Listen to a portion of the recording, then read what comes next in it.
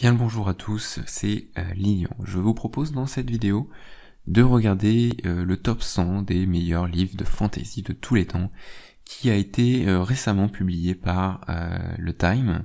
Alors la première chose, c'est de savoir comment a été construit ce top 100.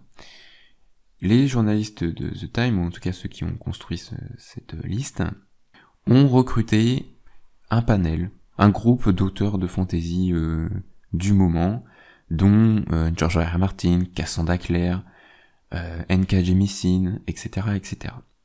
Ces auteurs sélectionnés ont eux-mêmes, ont nominé 250 livres qui remontent au maximum jusqu'au 9e siècle.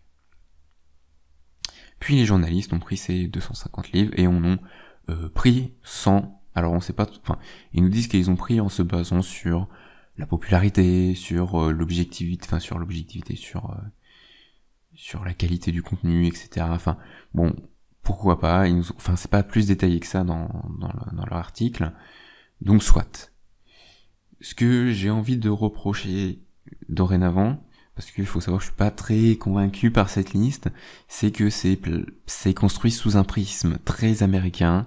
Alors certes, les anglophones ont pas mal de poids dans la fantasy, mais il n'y a pas que, et objectivement, on peut pas dire que ça se limite qu'à eux.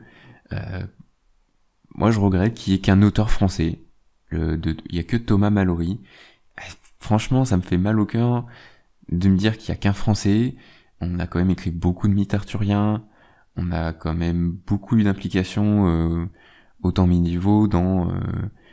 je sais pas, la France c'était quand même une grosse puissance, elle avait un poids littéraire quand même, je trouve. La France fut une époque, peut-être moins maintenant, mais elle avait quand même un gros poids, je sais pas, dans tous les mythes médiévaux, toutes les épopées, la France, quoi. C'est quand même quelque chose. Après, c'est pas tout à fait de la fantaisie, mais la fantaisie, quand tu remontes jusqu'au 9e siècle, c'est pas la fantaisie au sens moderne du terme, évidemment.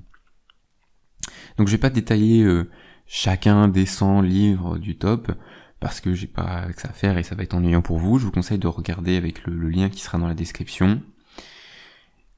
Un autre point que j'ai reproché, c'est que la méthode pour sélectionner les livres, c'est que ils ont pris des auteurs américains qui ont évidemment placé dans les 250 premiers livres sélectionnés, qui ont naturellement placer leurs propres livres, ce qui fait qu'effectivement on va retrouver George R. R. Martin. Après, est-ce que c'est George R. R. Martin qui a dit Game of Thrones, il fait partie du truc, je sais pas. Bon, après c'est vrai que Game of Thrones mérite d'être dans ce top 100 de mon humble avis. Après, je suis pas assez calé pour dire que objectivement ça doit y être. Donc je vous laisse regarder ça. On va pour citer que les plus connus, on va retrouver deux tomes d'Harry Potter, on va retrouver du Brandon Sanderson. On va retrouver du Patrick Rothfuss. Moi, je suis un peu sceptique sur, par exemple, sur Six of Crow. Voilà. Je suis pas trop chaud. Après, il y a aussi quel livre j'aime pas trop. Je trouve pas qu'il y a pas sa place. C'est God of Jade and Shadow. Je suis pas convaincu. Voilà, il y a quelques livres comme ça où je suis sceptique. Voilà. À vous de me dire ce que vous en pensez. Je vous conseille de le regarder. Je suis pas non plus là pour en parler pendant 3 plombs. Je voulais juste vous dire, hop, ce top 100 existe, n'hésitez pas à le regarder. Des fois aussi, ça peut vous donner des idées de lecture.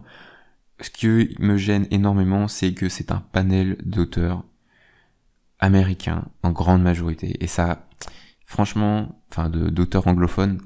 Et voilà, ça me gêne, hein, vous l'aurez compris. Voilà, je vous laisse sur ça, n'hésitez pas à regarder, ça peut être intéressant. Sur ce... Bon week-end. Je savais pas comment terminer. N'importe quoi.